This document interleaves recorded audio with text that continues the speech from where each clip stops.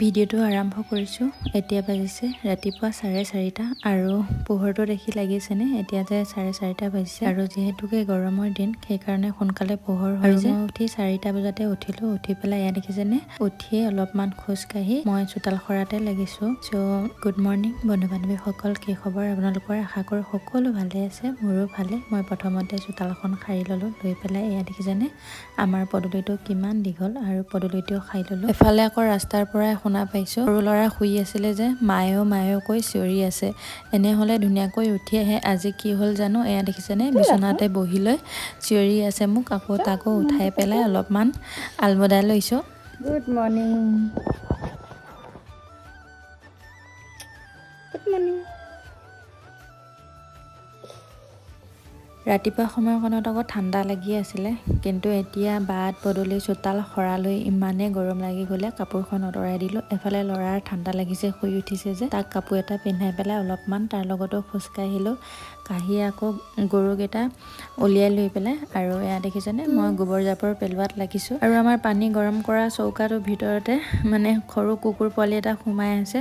সি উশাহ চোশাহ লোৱা নাই। মই ভয় খাই গৈছিলোঁ মৰিলে নে কি নে বোলো। তাক আকৌ বাৰীডাল লৈ খুচি চাইছোঁ, নাই জীয়াই আছে। মানে ইমানেই টোপনি গৈছে সি গমেই পোৱা নাই। আমাৰ কিন্তু গোবৰ পেলোৱা বুটি কোৰ এখনো আছে দেই। মই হ'লে কোৰে পেলাই বেয়া পাওঁ, সেইকাৰণে মই হাতে দিয়ে গোবৰ পেলাওঁ আৰু গোবৰ মই একেবাৰে ঘিণ নকৰোঁ সেইকাৰণে।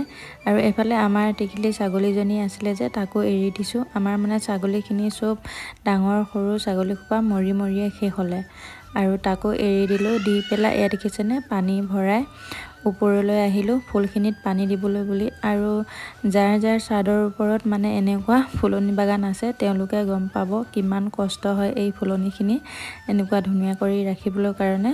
মানে ডেইলি পানী যদি এদিন যদি নিদিওঁ নহয়, মানে গোটেইখিনি ফুল মৰহি যায়গৈ। আৰু মই সেইকাৰণে সদায় ৰাতিপুৱা পানী দিবলৈ চেষ্টা কৰোঁ।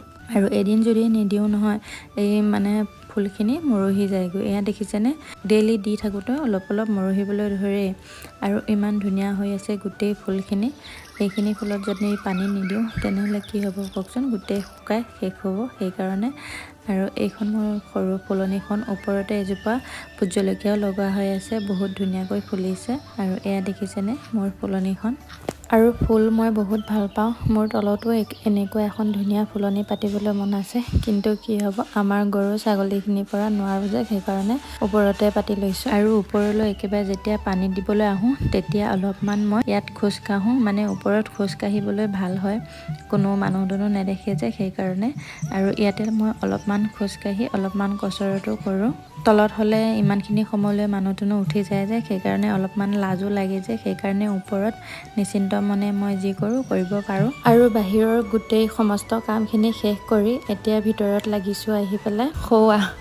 ভিডিঅ'টো যেতিয়া এডিট কৰোঁ তেতিয়া মানে আমাৰ বৰষুণ আহে। এতিয়া মোৰ ভইচ অভাৰত বৰষুণ জাকৰ মাত শুনা পাব দেই। এইফালে দেখিছেনে ল'ৰা একদম মোৰ কাষতে লাগিয়ে আছে। আজি কিয় জানো কি পিছে ঘূৰি ফুৰিছে। আৰু এফালে মই ধুনীয়াকৈ এতিয়া বাঢ়ি বিচনাখন আগতীয়াকৈ পাৰি লৈছোঁ।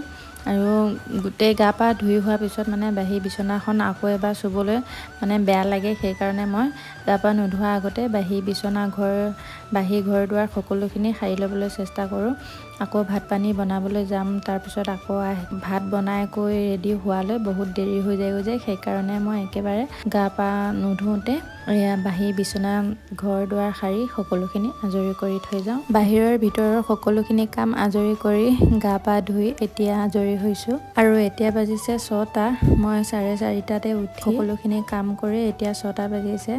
গা পা ধুই আৰু এতিয়া মানে পাকঘৰত যাম। পাকঘৰত আকৌ ভাত পানী সোনকালে বনাবলৈ লাগিবগৈ নহয়, স্কুল আছে, ল'ৰা ছোৱালীহঁতো স্কুল আছে আৰু মায়েও স্কুল আছে। 6টা বজাৰ পৰা বনালে আমাৰ 8টালৈ ধুনীয়াকৈ ভাত পানীকেইটা হৈ যায় যে। আৰু মোৰ দৰে কোন আছে জনাব দেই। মূৰটো ধুই উঠি অলপমান যদি ভিজা চুলিতে তেল অকণ নলওঁ নহয়, মূৰটো ইমানেই বিষায়, মানে বহুত বিষায় মূৰটো। সেইকাৰণে ভিজা চুলিতে মই তেল অলপমান ল'বই লাগিব, নহ'লে মাথাৰ বিষত মই থাকিব নোৱাৰিম। আৰু ৰাতিপুৱা শুই উঠি গা পা ধুই দেখিছেনে আমাৰ স্কিন কেয়াৰ মানে কিমান দামী দামী বস্তুৱে কৰিছোঁ দেখিছেই নহয়। নিহা তেল আৰু ফেলাবলি অলপমান লগাই আমাৰ স্কিন কেয়াৰ হৈ গ'ল। আৰু দেখিছেনে ধুনীয়াকৈ সাজি কাচি মই এতিয়া ওলাইছোঁ পাকঘৰলৈ বুলি। আৰু পাকঘৰলৈ নোযোৱাৰ আগতে মোৰ ডেইলি থাকিবই ৰাতিপুৱা সোনকালে মই মোৰ গোপালক সেৱা ভাগ কৰি নগ'লে মোৰ শান্তি নহয়, মানে দিনটো ভাল নহয়। সেইকাৰণে সেৱা ভাগ কৰিহে মই এতিয়া যাম পাকঘৰলৈ। পাকঘৰৰ কামত লাগিব ভাত পানী বনাবলৈ লাগিব। আৰু আজিৰ ভিডিঅ'টো ইমানেই আছিলে। যদি ভিডিঅ'টো চাই ভাল পাইছে তেনেহ'লে লাইক কমেণ্ট শ্বেয়াৰ কৰিব, লগতে মোৰ পেজটো ফ'ল' কৰি দিব। আৰু আজিৰ ভিডিঅ'টোত বিশেষ একো নাছিল, মই মৰ্ণিং সময়কণত কি কৰোঁ সেইখিনিকে দেখুৱাবলৈ কাৰণে আপোনালোকক চেষ্টা কৰিলোঁ। আৰু ভাতত আছিল আজি সৰু বেঙেনা আলুৰ ভাজি এখন, আৰু এফালে বিলাহীৰ পিটিকা আৰু মাছ ফ্ৰাই কৰিছিলোঁ। মই মাছ খোৱা নাই এইকেইদিন, মাছ মাংসৰ পৰা অলপমান দূৰত আছোঁ যে সেইকাৰণে। আৰু এতিয়া বাজিল 11:30 আৰু ল'ৰাই মই ভাতকেইটাও খাই লৈছোঁ। আজিলৈ আহিছোঁ দেই, সকলোৱে ভালেই থাকিব।